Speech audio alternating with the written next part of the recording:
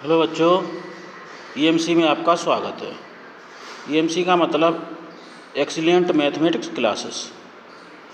अब देखिए, आपका 9th क्लास है। 9th क्लास में पहला चैप्टर है संख्या पद्धति।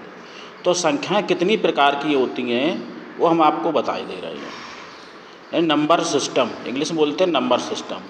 तो पहली प्रकार संख्या पूर्णांक संख्याएँ, अपूर्णांक संख्याएँ, धन संख्याएँ, ऋण संख्याएँ, सम संख्याएँ, विषम संख्याएँ, अभाज्य संख्याएँ, प्राकृतिक संख्याएँ, वास्तविक संख्याएँ, काल्पनिक संख्याएँ, सम्मिश्र संख्याएँ, परिमेय संख्या, अपरिमेय संख्या।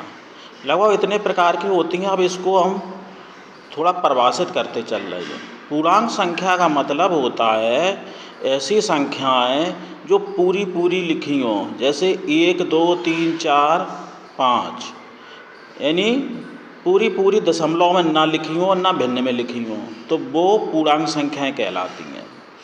अपूर्णांक संख्याएँ वो कहलाती हैं जो दशमलव या भिन्नात्मक रूप में लिखी हों, जैसे 1.2 ये अपूर्णांक संख्या है, यानी जो पूर्णांक नहीं है, दशमलव लिखी है, वो अपूर्णांक संख्या है। दशमलव या भिन्न में नहीं लिखी है तो पूर्णांक संख्या है। अब नंबर आया धन संख्याएँ। धन का मतलब पॉजिटिव संख्याएँ, धनात्मक। धनात्मक होती है, जीरो आपकी न्यूट्रल संख्या है, जीरो से बड़ी संख्या धनात्मक संख्या होती है। और ऋण संख्याएँ, जीरो से छोटी संख्याएँ सब ऋणात्मक संख्याएँ होती हैं। यानी यहाँ से जीरो डिवाइड करता है, जीरो से बड़ी धनात्मक संख्याएँ, जीरो से छोटी ऋणात्मक संख्याएँ। अब आया सम संख्याएँ। ऐसी संख्या जिसमें 2 का भाग चला जाए सम संख्या कहलाती है। विषम संख्याएँ, ऐसी संख्याएँ जिसमें 2 का भाग न जाए तो वो विषम संख्याएँ कहलाती हैं। अब आया अभाज्य संख्या। अभाज्य संख्याएँ यानी प्राइम नंबर, इसी को इंग्लिश में बोलते हैं प्राइम नंबर। ऐसी संख्या जिसमें स्वयं तथा एक के अलावा किसी का भाग न जाए तो वो अभाज्य संख्याएँ कहलाती हैं। सबसे छोटी अभाज्य संख्या 2 होती है, यानी 2 में 2 का भाग जाएगा और 1 का जाएगा, तो सबसे छोटी, ये ध्यान रखना है, सबसे छोटी संख्या, सबसे छोटी अभाज्य संख्या 2 होती है। फिर 3 भी है, 3 के बाद 5 है, 7 है, इस प्रकार। फिर 11 है, 13 है, इस प्रकार। अब प्राकृतिक संख्याएँ। प्राकृतिक इंग्लिश में नेचुरल नंबर। प्राकृतिक संख्याएँ वो कहलाती हैं, यानी 1 से शुरुआत होके 1 2 3 4 5 6 7 8 9 10, ये सब प्राकृतिक संख्याएँ हैं।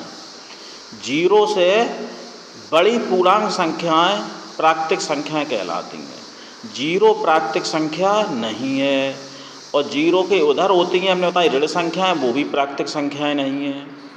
अब आया वास्तविक संख्याएँ।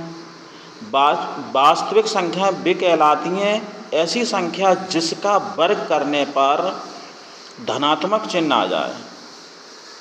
ऐसी संख्या जिसका वर्ग करें तो पॉजिटिव संख्या आ जाए, वो वास्तविक संख्या कहलाती है। अब काल्पनिक संख्या, ऐसी संख्या जिसका वर्ग करने पर ऋणात्मक चिन्ह आ जाए, निगेटिव आ जाए, तो वो काल्पनिक संख्या कहलाती है। अब आया समिश्र संख्या। समिश्र संख्या में वास्तविक तथा काल्पनिक संख्याओं के मिश्रण को समिश्र संख्या कहते हैं। इसके वास्तविक तथा काल्पनिक संख्याओं के मिश्रण को समिश्र संख्या कहते हैं। अब आया आपके कोर्स में ये है परिमेय संख्या और अपरिमेय संख्या। तो परिमेय संख्या और ये अपरिमेय संख्या, इसकी परिभाषा हम लिखे दे रहे हैं। तो परिमेय संख्या क्या होती है? वह संख्या जिसको P/Q के रूप में लिख सकते हैं परिमेय संख्या कहलाती है, जहाँ पर P व Q दोनों ही अभाज्य पूर्णांक संख्याएँ हैं। ये कैसी हैं? अभाज्य। अभाज्य हमने लिखाई दी, अब समझ गए होंगे, और पूर्णांक भी लिखा दी। अभाज्य पूर्णांक संख्याएँ P और Q कैसी हैं? अभाज्य हैं और पूर्णांक संख्याएँ हैं। लेकिन इसमें Q इज नॉट इक्वल 0।